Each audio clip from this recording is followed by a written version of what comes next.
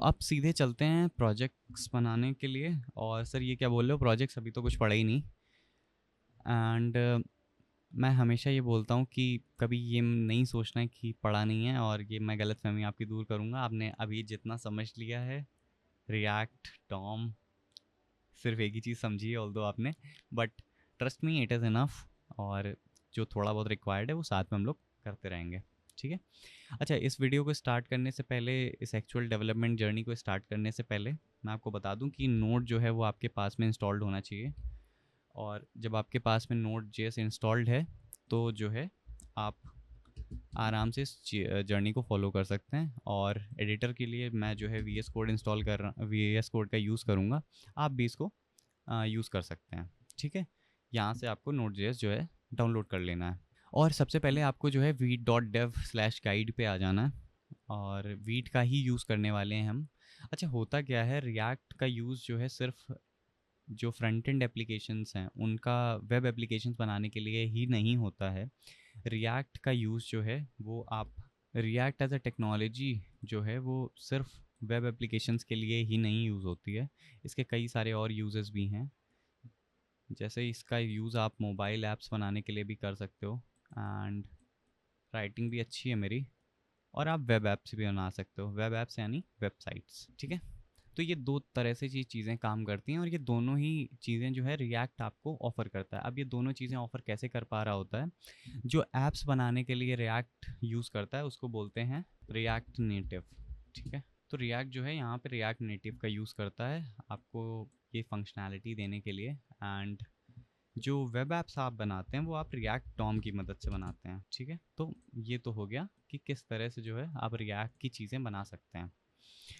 तो इस कोर्स में हम लोग रिएक्ट डॉम पे फोकस करने वाले हैं। अच्छा, रिएक्ट को डाउनलोड करने के, रिएक्ट को इंस्टॉल करने के दो तरीके हैं। हाँ जी, रिएक्ट एक लाइब्रेरी है, और इस पे कई सारे लोग कंफ्यूज रहते हैं कि रिएक्ट लाइब्रेरी है या फ्रेमवर्क है। तो yes, react is a library. और रिएक्ट के बाद में अगर आप कभी फ्यूचर में आपका इंटरेस्ट बने तो नेक्स्ट जेएस के बारे में भी एक्सप्लोर करिएगा। अच्छा फ्रेमवर्क है, बट रिएक्ट लाइब्रेरी है।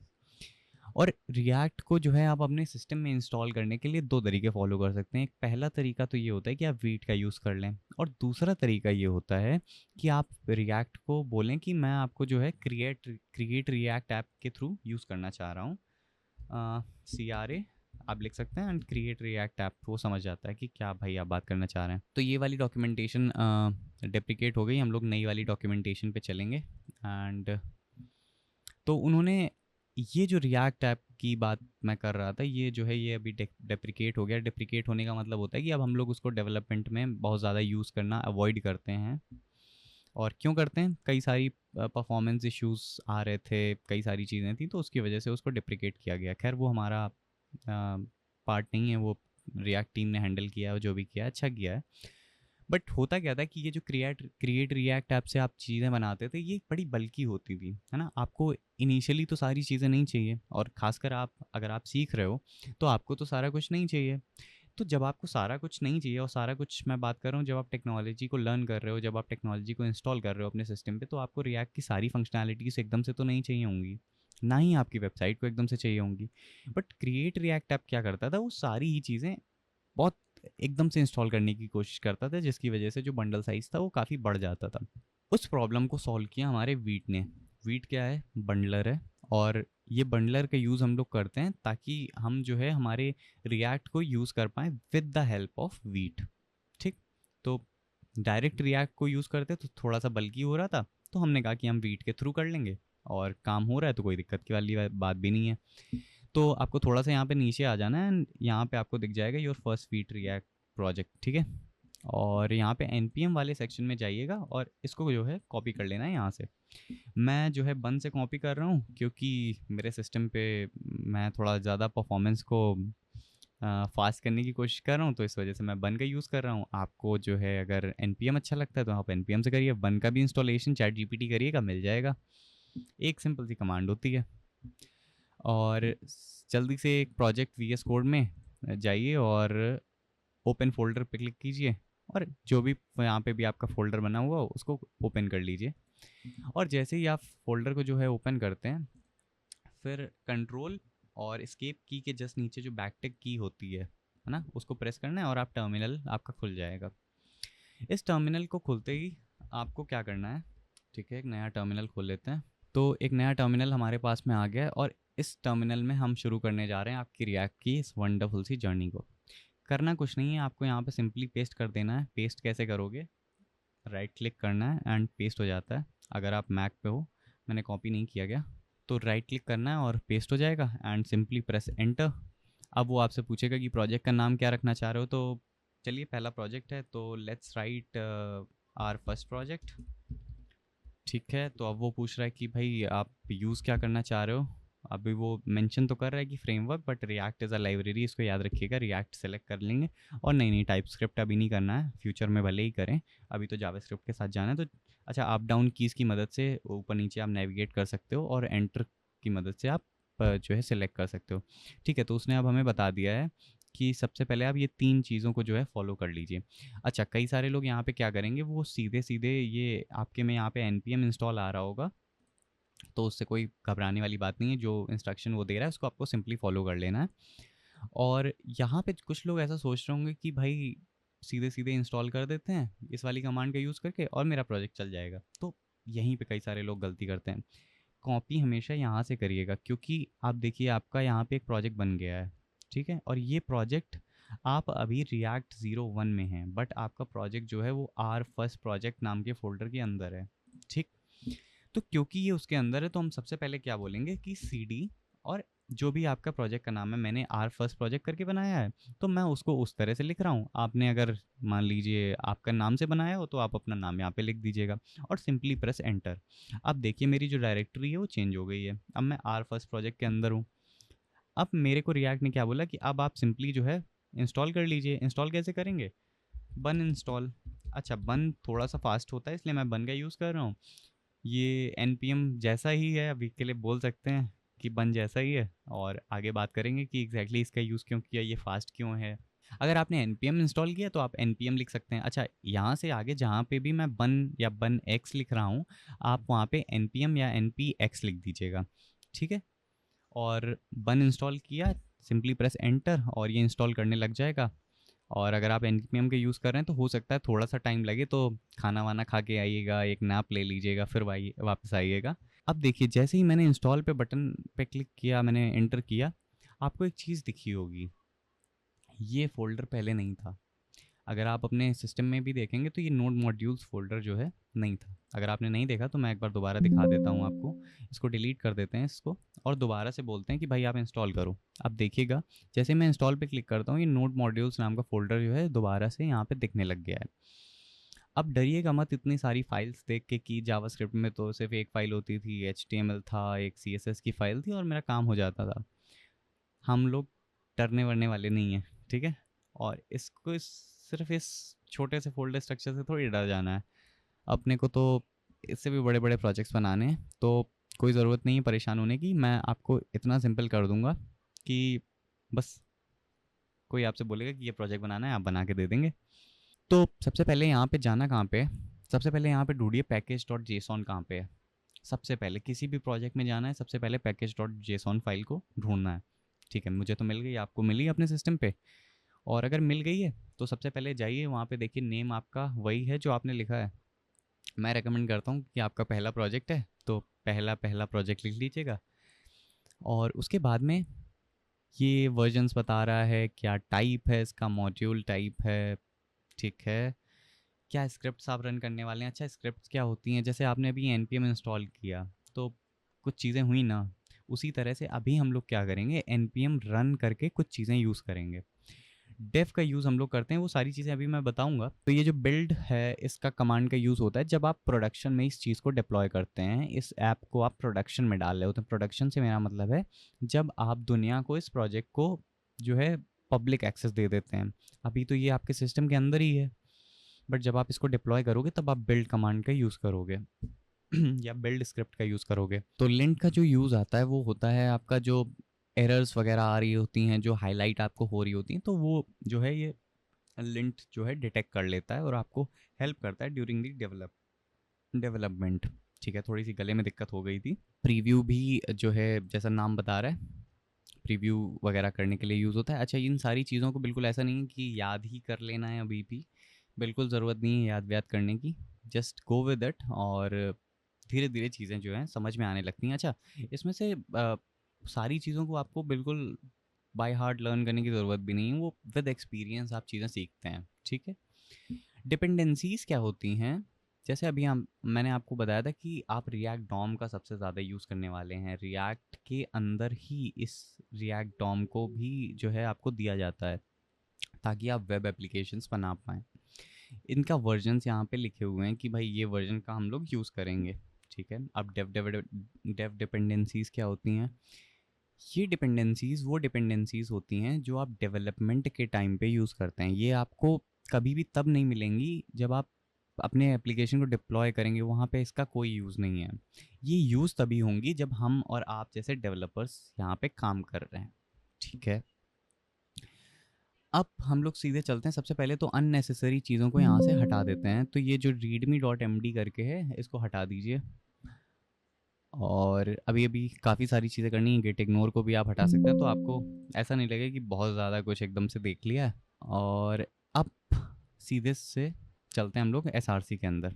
ठीक है, आप मेजॉरिटी ऑफ टाइम जो है एसआरसी के अंदर ही रहने वाले हों और आपका सारा जो काम है वो एसआरसी से ही मेजरली चलेगा, है ना। एसआरसी यानी सोर्स डायरेक्टरी के अंदर ही आप रहने वाले हो। ठीक है, ये जो index.html आपको दिख रहा होगा, अब यहाँ पे आपको कुछ अच्छा अच्छा फील होने लग जाएगा क्योंकि अब वो चीज़ दिख गई है जिसका आप बहुत देर से इंतज़ार कर रहे थे कि HTML दिख गया, अब तो सिंपल हो जाएगा। हाँ जी, सिंपल ही है। यहाँ पे देखिए, एक मैंने डिव बनाया है जिसकी आईडी मैंने रूट दे दी है। ठीक है, और एक स्क्रिप्ट को मैंने इंपोर्ट कर रखा है main.jsx से। ठीक है, main.jsx कहाँ पे, ये सोर्स के अंदर मैंने बताया था ना।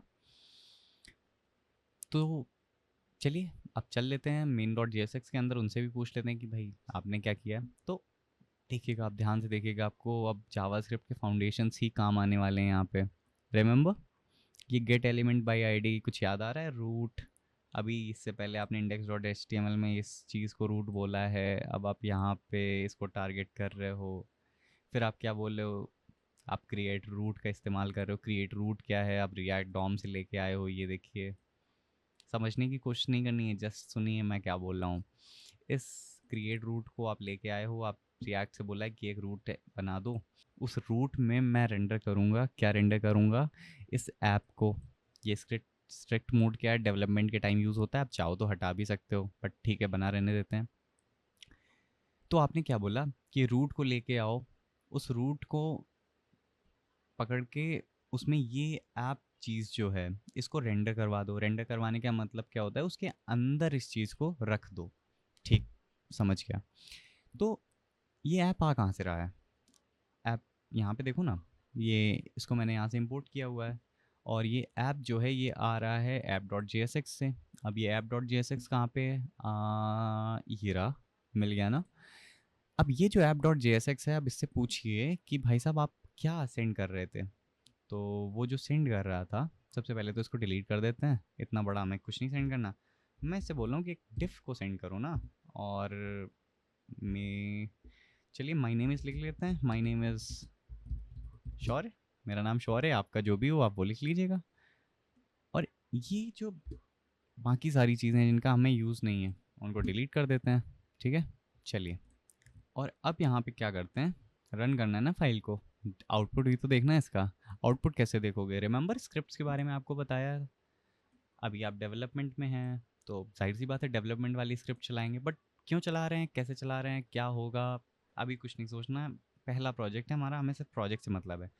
मैं बन रन डेव कर रहा हूँ, आप npm रन डेव कीजिएगा, है ना। आपको सिर्फ npm और बाकी सारी चीज़ रन डेव सेम ही लिखनी है और एंटर प्रेस कर दीजिएगा। ये प्रेस करने के समय एक बात ज़रूर ध्यान रखिएगा कि आप इसी डायरेक्टरी में हो जिस डायरेक्टरी में आपका प्रोजेक्ट है। ठीक है, कई सारे लोग गलती करते हैं और वहाँ पे फिर उनका प्रोजेक्ट रन नहीं होता है। और यहाँ पे आपका यूआरएल आ गया है, कॉन्ग्रेचुलेशंस, आपका पहला प्रोजेक्ट आपको दिखने लग गया होगा। और simply control plus left click करेंगे आप और ये आपके ब्राउज़र में जो है ओपन हो जाएगा। आई नो अब ये इतना अच्छा तो नहीं लग रहा है, बट ठीक है, अभी हमारा पहला प्रोजेक्ट है और इसको जो है बड़े शौक से इसका स्क्रीनशॉट लीजिए, लिंक्डइन पे, जहाँ पे भी, ट्विटर पे, आप जहाँ जहाँ एक्टिव हैं हर जगह लिख दीजिए कि भाई मेरा पहला प्रोजेक्ट आ गया है, और बता दीजिए डेवलपर कम्युनिटी को कि मैं बहुत ही जल्दी बड़े स्वैग के साथ में एंट्री करने वाला हूँ, शौर्य सर पढ़ा रहे हैं वहाँ, और हम कोडर्स ज्ञान पे जो है ऐसे धमाकेदार चीज़ पढ़ने वाले हैं और बिल्कुल स्वैग से एंट्री करेंगे हम लोग, है ना। तो हमारे स्वागत के लिए तैयार रहिए आप लोग। तो ये तो हो गया हमारा पहला प्रोजेक्ट, इतना सा था। अब आप कहाँ परेशान हो रहे थे कि रिएक्ट बड़ी टफ है, ऐसा है वैसा है, कुछ टफ लगा? कुछ नहीं किया अभी हम लोगों ने, और माय नेम इज शौर्य जो है प्रिंट भी हो गया। बताइए। तो कहीं ना कहीं मुझे एक चीज़ समझ में आई कि मैं app dot G S X में जो भी कुछ लिख दूंगा वो मेरे index dot H T M L जो है वो उसको with the help of this route ये main dot J S X उसमें रेंडर करवा देगा, और रेंडर करवाने के बाद में app dot J S X, क्योंकि मैं यहाँ पे app dot J S X लिख रहा हूँ, ये app dot J S x यहाँ पे उठेगा और यहाँ से main dot J S x के अंदर आएगा। और ये main dot J S x जो है, क्योंकि इसने ऑलरेडी इस रूट को टारगेट कर रखा है, रूट यानी हमारा डेव एलिमेंट जो index dot H T M L में था, इसको टारगेट कर रखा है, तो वो उसके अंदर जो है सिंपली ऐप को रेंडर करवा देगा। ठीक है, समझ में आ गई। टफ था? बिल्कुल नहीं। तो एक काम कीजिएगा ना, फिर इसको पूरा डिलीट करके दोबारा से बना देते हैं। मैंने कहा ठीक है, बना लेते हैं, कोई दिक्कत नहीं है। और इसको क्या करते हैं, सिंपली जो है इसको सारी ही फाइल्स को अपन आराम से डिलीट कर देते हैं, ठीक है। और कोई डरने वरने वाली बात नहीं है, दोबारा से इतना ही बढ़िया प्रोजेक्ट बनाएंगे, है ना। अपना नाम ही तो लिखना है। यहाँ से हम लोग सारी चीज़ें जो है माफ़ कीजिएगा, यहाँ से नहीं, तो सी एस एस का अभी हमें कोई काम नहीं है, तो इसको हटा देते हैं। और app dot G S x अभी हम लोग इम्पोर्ट नहीं कर रहे, तो इसको भी हटा देते हैं, ठीक है। अब देखिए, अब आपका प्रोजेक्ट जो है कितना सिंपल हो गया। अच्छा, ये पब्लिक डायरेक्टरी के अंदर ये आपकी एक एसवीजी फाइल पड़ी हुई है। एसवीजी फाइल कुछ नहीं होती, एक फ़ोटो होती है, एंड फोटो मतलब सिंपलर टर्म्स में आप बोल सकते हैं एग्जैक्टली फ़ोटो नहीं होती है। सो ठीक है, तो उससे आपको कोई मतलब नहीं रखना, अपन सिर्फ main dot J S X में ही इधर उधर घूमने वाले हैं। अच्छा, तो ये इस ऐप को भी हटा दीजिएगा। अब एक बात मेरे को बताओ, जब सारा काम यहीं से हो रहा है तो क्या मैं डायरेक्टली यहाँ से नहीं लिख सकता हूँ? मैं यहाँ पे भी तो लिख सकता हूँ। मैं अगर यहीं पे डिव लिख दूँ और हेलो फ्रॉम शौर्य लिख दूँ, तो क्या ये नहीं चलेगा? अगर मैं सही लिख पाया अपने नाम की एप्लीकेशन, स्पेलिंग सॉरी, ठीक है, कंट्रोल एस किया और चलते हैं, देखते हैं क्या ये चला है। हाँ ठीक है, चल गया, ठीक है। हेलो फ्रॉम शौर्य। अब आपने देखा कि मेरा नाम एकदम सेंटर पे था, अब एकदम साइड में क्यों आ गया? क्योंकि आपने वो सी एस एस फाइल हटा दी। तो अगेन मैं बोल रहा हूँ, आपको कुछ समझने की ज़रूरत नहीं, जस्ट इन्जॉय। आपने अपना पहला एप्लीकेशन जो है डेवलप किया है, अपना पहला वेब ऐप आपने डेवलप किया, तो जस्ट स्टे वेरी हैप्पी कि आपका जो है पहला ऐप इतनी आसानी से डेवलप हो गया है, और इतनी ही आसानी से बाकी चीज़ें भी हो जाएंगी। अब बात कर लेते हैं कि कैसे एग्जैक्टली ये सारी चीज़ें हो रही हैं और रिएक्ट किस अप्रोच को फॉलो करता है। अभी तक आप जिस चीज़ पे काम कर रहे थे उस चीज़ का नाम था JS.HTML.CSS। रिएक्ट क्या बोलता है कि instead of using simple HTML या सिंपल जावास्क्रिप्ट, आप यूज़ कीजिए JSX का। JSX क्या होता है? जावास्क्रिप्ट का एक एक्सटेंशन होता है, ठीक है। जावास्क्रिप्ट का एक एक्सटेंशन होता है, ठीक है, समझ गया। एक काम कीजिए, एक फ़ाइल बनाइए, मान लीजिए मैंने अपने नाम से बना लिया, आप अपने नाम से बना लीजिए, और ये एक चीज़ याद रखिएगा कि पहला जो लेटर है उसको कैपिटल रखिएगा। ये कन्वेंशन होता है, और कन्वेंशन तो नहीं बट एक चीज़ वीट के साथ में तो होता है, बट रिएक्ट में हम लोग जनरली इस स्ट्रक्चर को फॉलो करते हैं, है ना। तो अगर आप भी करेंगे तो आपको भी डेवलपर कम्युनिटी कुछ ज़्यादा ही वेलकम करने वाली है। अच्छा, फिर यहाँ पे हम लोग RFC ही लिखेंगे। अच्छा, जिनके में ये चीज़ नहीं अभी तक काम कर रही है, उनको क्या करना है, साइड में जाना है, यहाँ एक्सटेंशन पे जाके RFC ही लिखना है, और जो है यहाँ पे आपको एक रिएक्ट स्निपेट होता है शायद, तो यहाँ पे ये जो ES7 ये नाम आपको जो है अपने एक्सटेंशंस में टाइप करना है। मेमोरी बड़ी ख़राब हो गई हमारी भी। इसको जो है आपको कॉपी करना है और सिंपली यहाँ पे जो है पेस्ट कर दीजिएगा, और इसको इंस्टॉल कर लीजिएगा। इंस्टॉल करने के बाद में आप जहाँ पे भी RFC लिखेंगे आपके पास में ये स्निपेट डायरेक्टली आ जाएगी, ठीक बात है। तो अब मैंने जो है ये शौर्य.jsx तो बना लिया, और यहाँ से मैं कर क्या रहा हूँ, अब इसको थोड़ा सा समझते हैं। एक फंक्शन बनाया मैंने जावास्क्रिप्ट में, और मैंने बोला मैं रिटर्न ये कर रहा हूँ, ठीक है। रिटर्न आप हमेशा HTML ही करोगे और इस HTML को एक सिंगल टैग में ही रिटर्न करना है। मतलब आप ऐसे नहीं लिख सकते कि आपने 2 टैग्स को रिटर्न करने लगे, नहीं, आप ऐसे नहीं लिखोगे। अगर आपको कभी ऐसा ज़रूरत पड़ती है कि आप जो है ये 2 टैग्स को रिटर्न कर रहे हो, तो या तो आप ये कर लो कि आप बोलो कि मैं डिव को कुछ इस तरह से रिटर्न कर रहा हूँ कि मैंने एक डिव आउटर डिव बना लिया और उसमें जो है मैंने रैप कर दिया इस डिव को, ठीक है। यहाँ से कॉपी करते हैं और यहाँ पे मैंने क्लोजिंग टैग बना दिया, ठीक है। ये काम करता है। बट कई बार ऐसे चांसेस होंगे जब आप मेरे से ये भी बोलोगे कि नहीं सर, हमें तो जो है किसी डिव में रैप नहीं करना, कोई एक्स्ट्रा टैग हमें नहीं चाहिए। तब मैं आपसे बोलूँगा कि ये एम्प्टी टैग का यूज़ कीजिए। हाँ जी, इन टैग्स का यूज़ कीजिए, ठीक है। तो यहाँ पे अब आपको जो है कोई ज़बरदस्ती का टैग नहीं लगाना है। आप रिएक्ट बोलता है कि आपका हर चीज़ जो है वो एक सिंगल टैग के अंदर ही एक्सपोर्ट होना चाहिए। आप उसको 4, 6, 8, 10 टैग्स में एक्सपोर्ट नहीं कर सकते, है ना। अब मैंने शौर्य से कुछ चीज़ें जो हैं वो एक्सपोर्ट तो कर दी। अच्छा, एक चीज़ और देखिएगा, मैं इसको यहाँ डिफ़ॉल्ट करके एक्सपोर्ट कर रहा हूँ, यानी कि जब मैं शौर्य नाम की फ़ाइल से शौर्य.jsx से मैंने कुछ भी अगर इंपोर्ट किया है, तो मैं मान के चल रहा हूँ कि बाय डिफ़ॉल्ट तो उसने मुझे ये शौर्य नाम का फ़ंक्शन ही भेजा होगा। मैं इसका नाम कुछ भी रख सकता था और उसी नाम से मैं इसको एक्सपोर्ट भी करता।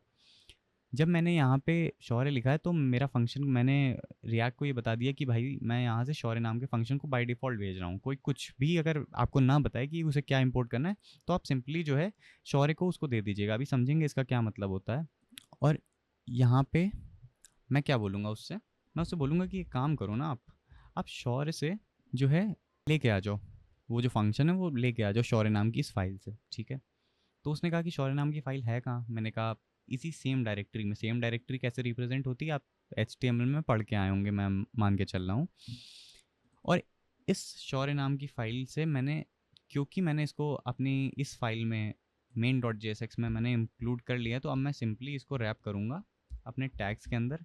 और रिएक्ट में आपके सारे टैग्स जो होते हैं वो क्लोजिंग ही होने चाहिए। आप उसको सिंगुलर ऐसे नहीं लिख सकते कि सिर्फ आपने शौर्य जो है लिख दिया, उसको क्लोज करना इंपॉर्टेंट होता है। तो एक तरीका तो ये हो गया। ये थोड़ा सा लेंथी पड़ता है, तो हम उनसे क्या बोलते हैं कि आप काम कीजिए लास्ट में ऐसे लिख दीजिए, ठीक है। थोड़ा सा प्रोफिशिएंट वे है लिखने का, बट अच्छा लगता है। लिख आप वैसे भी सकते थे। अब शौर्य को मैंने इंपोर्ट किया। अब एक बात बताइए, यहाँ पे आपने ये इस तरह से इंपोर्ट किया, यहाँ पे आपने शौर्य को ऐसे इंपोर्ट किया, तो इसको बोलते हैं डिफ़ॉल्ट एक्सपोर्ट। क्योंकि शौर्य मेरा डिफ़ॉल्ट एक्सपोर्ट है, तो मैं ये समझ पा रहा हूँ, मेरा रिएक्ट ये समझ पा रहा है कि यहाँ से जो भी फाइल आ रही होगी वो शौर्य नाम, क्योंकि वहाँ पे एक डिफ़ॉल्ट एक्सपोर्ट एग्जिस्ट कर रहा है, तो ये फाइल जो होगी वो शौर्य ही होगी। उसने डिफ़ॉल्ट कंसिडर कर लिया। बट अगर मैं इसको ऐसे बोलूँ कि मैं आपको नाम बता रहा हूँ, अच्छा मैंने यहाँ पे शौर्य लिखा है, अगर मैं डिफ़ॉल्ट फाइल को जो है एक्सपेक्ट कर रहा हूँ कि डिफ़ॉल्ट फाइल ही मेरे को चाहिए इस नाम से, तो मैं उसका यहाँ पे कोई भी नाम दे सकता हूँ। तो मैं अगर उसको कुछ इस तरह से जो है इस तरह से लूँ और फिर मैं आपको जो है अपना ब्राउज़र दिखाऊँ तो भी चल रहा है, ठीक है। अब यहाँ पे देखिएगा, मैंने एक्सपोर्ट उसको शौर्य लास्ट में ए लगा के किया था, बट मैंने यहाँ पे जब एक्सेप्ट किया उसको तो मैंने बिना ए लगाए कर लिया। क्यों? क्योंकि ये डिफ़ॉल्ट एक्सपोर्ट था। बट अब फ़र्ज़ कीजिए कि मैंने जो है शौर्य से इसको डिफ़ॉल्ट एक्सपोर्ट नहीं किया, मैंने बोला सिर्फ एक्सपोर्ट कर दो आप, है ना, ऐसे नहीं। फिर इसको जो है यहाँ से कर देते हैं, ठीक है। तो अब मैं सिंटैक्स है, किसी रिएक्ट ने बोला है कि आप ऐसे लिखिए तो हम ऐसे लिख दे रहे हैं, तो उसमें कुछ ऐसा सोचने की ज़रूरत नहीं कि नीचे क्यों नहीं लिख पाए, ऐसा क्यों नहीं। कोई दिक्कत नहीं है, जैसे रिएक्ट बोलता है वैसे वैसे लिखते जाइए। सिंटैक्स है, हमने भी सीखा है, आप भी सीख जाएंगे। अब यहाँ पे हम डिफ़ॉल्ट एक्सपोर्ट नहीं कर रहे हैं, यानी कि अब मेरी इस फाइल को नहीं पता है कि शौर्य जब मैंने लिखा तो वो क्या लेके आए, तो मेरे को उसे बताना पड़ेगा कि एक काम करो, अब आप इन एलिमेंट्स को लेके आओ और उसको इस तरह से डीस्ट्रक्चर कर दो। वर्ड को नोट कीजिएगा। अब यहाँ पे शौर्य नाम से मैंने फ़ाइल बनाई है, बट मैं एक्सेप्ट जो है उसको इस नाम से कर रहा हूँ। अब यहाँ पे नाम इम्पॉर्टेंट हो गया। अच्छा, डिफ़ॉल्ट एक्सपोर्ट पूरी फाइल में एक ही हो सकता है, और जो आप नेम्ड एक्सपोर्ट करते हैं ये कई सारे हो सकते हैं, इनमें कोई दिक्कत नहीं होती, ठीक है। अब देखिए यहाँ पे कुछ नहीं आया, क्यों नहीं आया? क्योंकि अब यहाँ पे उसे पता ही नहीं है कि शौर्य नाम की चीज़ है क्या। अब मैंने जैसे ही उसे बताया कि शौर्य नाम की चीज़ तो नहीं मिलेगी आपको, आप इस तरह से ढूंढिए, तब उसने एग्जैक्ट नाम मैच किया और दोबारा से मुझे दिखाने लगा। ठीक बात है। तो ये हो गया आपका रिएक्ट का एक बेसिक ओवरव्यू, किस तरह से रिएक्ट की एप्लीकेशन काम करती है, क्या रिएक्ट होता है। पूरा समझने की कोई ज़रूरत नहीं, मैं फिर से बोल रहा हूँ, ये पहला वीडियो है जो आपने देखा है, and I wanted to make sure कि ये आपको सिंपल लगे। आपने रिएक्ट के बारे में पढ़ा, रिएक्ट वर्चुअल डॉम के बारे में पढ़ा, रिएक्ट किस तरह से काम करता है, वो सारी चीज़ें आपने देखी। इन सारी चीज़ों को हम लोग थ्योरी में भी इम्प्लीमेंट करेंगे आगे चल के, बट अभी के लिए जो है हम लोग का फोकस ये था कि आपको एक रिएक्ट एप्लीकेशन बना के दिखाई जाए, आपको पता तो हो कि जो बात हो रही है वो एग्जैक्टली में हो क्या रही है, रिएक्ट काम कैसे कर रहा है, रिएक्ट चल क्यों रहा है ना। तो ये सारी चीज़ें हम आपको यहाँ पे बताना चाह रहे थे। अच्छा, ये तो हो गई कि रिएक्ट का जो काम की बात थी, बट यहाँ पे आपने कई सारी और भी फाइल्स देखी होंगी, जैसे कि वीट कॉन्फ़िग। वीट कॉन्फ़िग क्यों एग्जिस्ट कर रही है? वीट कॉन्फ़िग इसलिए एग्जिस्ट कर रही है क्योंकि आपने वीट का यूज़ करके जो है रिएक्ट की इस फाइल को बनाया है। अगर आप वीट नहीं यूज़ करते तो वीट कॉन्फ़िग यहाँ पे नहीं होती। सिंपल सी बात है। क्या आपको इसमें डीप डाइव करने की ज़रूरत है? हाँ है, बट अभी नहीं है। बन क्यों आ रहा है? आपके में बन नहीं आ रहा होगा, आपके में पैकेज लॉक आ रहा होगा क्योंकि आपने npm से यूज़ किया होगा। तो ये फाइल जो होती है ये आपको एग्जैक्ट डिपेंडेंसी का लॉक्ड वर्जन बता देती है कि आपने क्या इस्तेमाल किया है। मैंने बन यूज़ किया है तो बन मेरे लिए ये काम करके दे रहा है, आपने npm यूज़ किया होगा तो आपको npm वो सारा काम करके दे रहा होगा। सिमिलर होती है बिल्कुल पैकेज डॉट जेसॉन से, बट द थिंग इज़ कि इसमें डिटेल्ड चीज़ें जो हैं थोड़ी ज़्यादा होती हैं कि एग्जैक्ट किस पॉइंट पे क्या चीज़ कहाँ से किस यूआरएल से कैसे लेके आए, वो सारा कुछ आपकी डिपेंडेंसी का सारा स्टोर यहाँ पे बड़े प्यारे तरह से सारा कुछ लिखा रहता है। तो इतना से बात होती है। एंड ऑफ द डे आपका जो सारा कोड है, मैं ब्राउज़र पे आपको चल के दिखाता हूँ कि आपका जो सारा कोड है वो सारा ही कोड HTML की फॉर्म में ही रेंडर हो रहा है। कुछ ऐसा नहीं है कि रिएक्ट ने कुछ जादू कर दिया है ना। ये देखिए, ये जो रूट आईडी है इसी के अंदर ही उसने रेंडर करवाया। मैं रेंडर की बात कर रहा था, वो शौर्य नाम की चीज़ को उसने उठा के यहाँ पे रख दिया है। यही होता है रिएक्ट में, इतना सा काम करता है रिएक्ट, आपको खुद सारी चीज़ें मैनेज नहीं करवाता है। अब क्या सिर्फ रिएक्ट इतने काम के लिए बना है? नहीं, रिएक्ट और भी कई सारी चीज़ें करता है, और भी काफ़ी केपेबल है रिएक्ट। इनफैक्ट बहुत ज़्यादा केपेबल है, और सारी चीज़ें हम लोग समझने भी वाले हैं इस कोड, इस पूरे प्रोजेक्ट के अंदर। तो अभी के लिए, आज के लिए, जस्ट बी वेरी हैप्पी। और इसके साथ में मैं एक चीज़ और बोलूँगा कि इस कोर्स को फॉलो करते समय इंस्टेड ऑफ कि आप सिर्फ वीडियो देखें, आई वुड से कि साथ में प्रैक्टिस करते रहिए।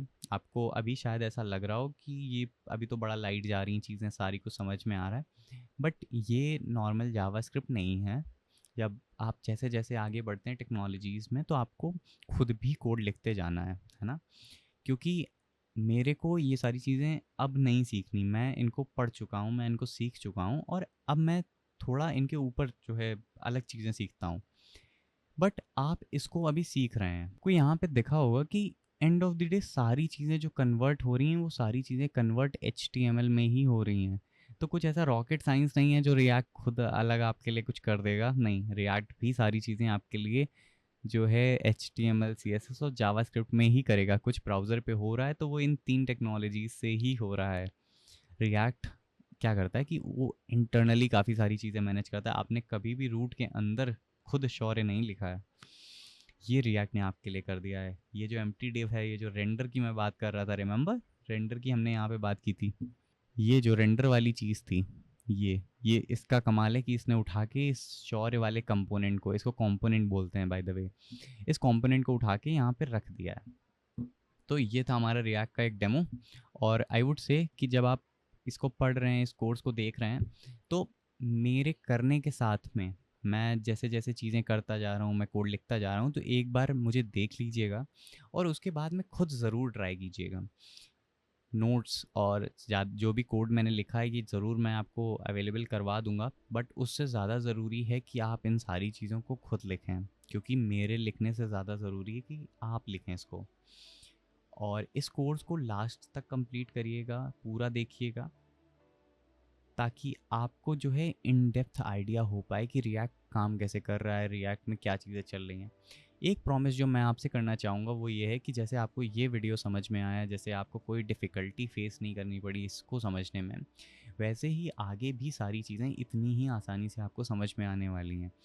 The only promise that I need from your side is कि आप इस सीरीज़ को सबसे पहले सपोर्ट करेंगे और उसके साथ में आप इसको खुद भी ट्राई करेंगे, है ना? क्योंकि सीखना आपको है एंड ऑफ द डे।